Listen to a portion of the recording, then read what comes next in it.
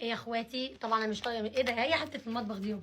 محدش هياخد باله. لا هياخدوا بالهم، وانا هاخد جزء وهاخد بيت جزمه. انا مش جاي اعمل ريفيو، ده انا دافعه فلوس عند ولاد رجب اللي عندنا.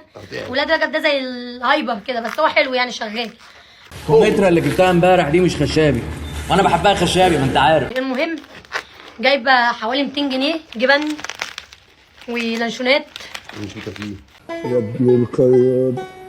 لا مكفيه، ما تمثلش انت طماع قوي. ودي تونه مفتفته. لا ايه ده، هو 150 جنيه حلوين قوي. وده ابويا، ايه رايكم في التيشيرت؟ لسه سارقينها لهم الاغنياء. هيتلعب بعد الفيديو باذن الله. طبعا يا ست هانم، ما انت ابوك مهزأ. لا ده بقى من عندنا، يعني الطبق ده من عندنا. ودي جبنه يا امي ما ولا لازم اقل ادبي. ايه رايكم في الحلقه؟ وريهم يا ابويا. ايه القرف ده؟ لسه مدرج ومغير شعره والدنيا، يعني الدنيا في اللذيذ من ساعه ما اتبعت له حوض في اللايف. طبعا لازم نقف جنبه. الله. المهم مش عارفه ايه اللي يعني حاطين جبن وحاجات، مش عارفه ايه اللي مخليها حاطط فراخ مشويه. الاكله دي محتاجه برايه. اعوذ بالله. وفيها ايه يعني؟ لا يا اخويا، انا الحاجات دي ما تخشش بيتي. اي حد بيكلمني في ريفيو ميك اب، في ريفيو ما اعرفش ايه، في الكلام ده، اي جفت الكلام ده، بعد اذنكم بعد اذنكم بعد اذنكم. اخواتي بيروحوا المدارس الصبح.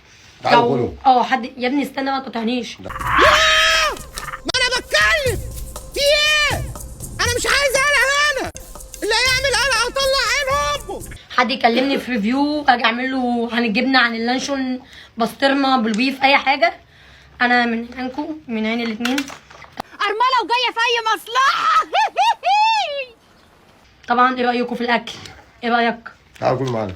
ومين ليه نفسي ياكل بعد اللي انت قلته ده؟ العشوه جميله جدا يا جماعه، لدرجه ان انا مش عارفه اقول لكم ايه ده بقى. مش عارفه تاكل ازاي يعني. ايه لازمتها المصاريف دي بقى؟ انا شايفه ان ملهاش لازمه.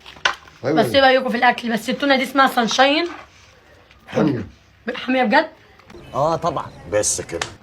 جبنا واحده تانية اسمها دولفين جوه، ده هناكلها الاسبوع الجاي باذن الله. طب وانا مالي؟